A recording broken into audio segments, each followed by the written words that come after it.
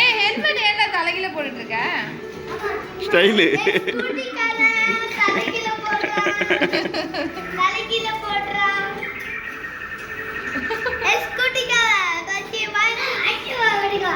ஏய் என்ன பண்ண? பிஞ்சிட்ட மாதிரி இருக்கு. தாத்தா கிட்ட எடுத்து போய் கொடுத்துட்டு வா போ.